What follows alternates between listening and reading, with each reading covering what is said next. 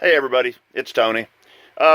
Just having some thoughts. Thought I would get on here and shoot a little video and let you all hear my thoughts on the wrestling business. You got to understand something. I've been following pro wrestling since I was 6 years old. So you're talking 44 years I've watched pro wrestling. And then I was involved with it for over 20 as a referee and backstage. And it's amazing how the wrestling business has changed, and not for the better.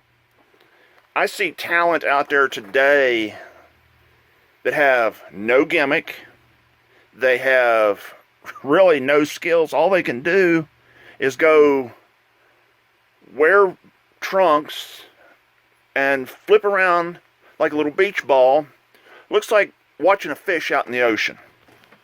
And it doesn't make sense. This isn't the gymnastics. This isn't martial arts. It's pro wrestling. When I was starting to watch it, there were guys like Great Kabuki. Great gimmick, never talked, had a mouthpiece who took care of all of his business dealings. You had the Boogie Woogie Man, Jimmy Valiant. You had the big Texan, Stan Hansen. You had Dusty Rhodes, the son of a plumber. Everybody had a gimmick based on themselves. You had damn Bruiser Brody, who went out swinging a damn bull rope or a chain and was crazy. Legit crazy. You had Ox Baker, the big mutton chops. Then you had guys like Dutch Mantell. You had managers like Jimmy Cornette and Mouth of the South Jimmy Hart. You had guys like Red Bastien. Yeah, I'm showing my age on that one. And every promotion, every territory had a crew. And promoters knew how to work together. You didn't have 20 million different little pissant promotions trying to run a 10-mile radius. What wrestlers need to learn how to do is tell stories. They need to know how to work. They don't need to be doing this flippy shit all the time. A few guys doing it, or a spot here and there is fine, but when you see a 3-hour show with 8 matches, and the majority of it's talking, there's a problem. If you go back and watch the 70s and 80s, a lot less talking, a lot more action, and a lot more belief. I'll put it that way. It was belief in the system. Belief that these guys were actually getting hurt. Because they were. They were going out there, working 7-8 days a week in a row, and were killing themselves. So back to what I was saying.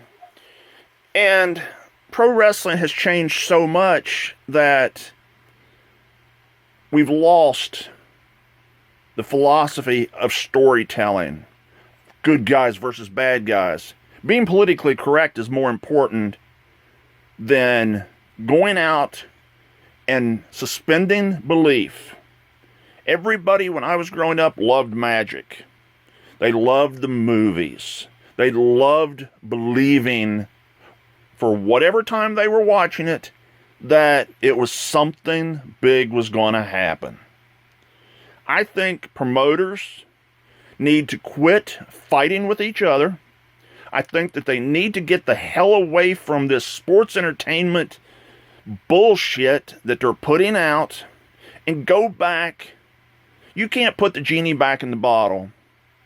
You can't make it back to the way it used to be. But take some feeling and put it back into the wrestling. I mean, using real life as part of the show is great and all, but it's still not suspending belief. We need better characters, and I'm seeing great characters on the indies. I see guys that deserve opportunities out there and are working week after week, making towns, busting heads, doing what they need to do and still aren't getting opportunities. Some of them even have the skills and have been seen by top flight promotions, but because of their skin color, because of what they say is the it factor, they say they don't have it. Or you do a great match, but we're going to give it to somebody who's been doing MMA and only been in the wrestling ring for 6 weeks, 8 weeks, 10 weeks, 3 years, whatever. Promoters, you need to go back and learn from the greats. Learn from Eddie Graham. Learn from Cowboy Bill Watts.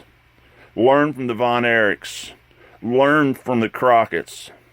The way they ran a business, they were making in their money time more than what today's money's paying. Wasn't guaranteed contracts.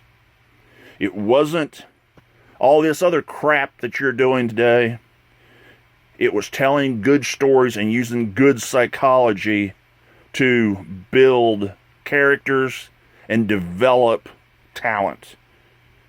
And if you look at the guys from the 70s and 80s and early 90s, they didn't have to go do all of the flippy stuff. You had the Mexicans doing that. You had the Japanese doing that. They didn't need to do, all the countries didn't need to be doing that. All of the wrestlers didn't need to do it. There was guys that could get away with doing a bear hug, and that was the finish of the match. And I think we need to go back to that. Tony's thoughts. Hope you all have a good day. This will be a 2-part video. I'm going to try to edit it together, so enjoy. Have a good one. Bye.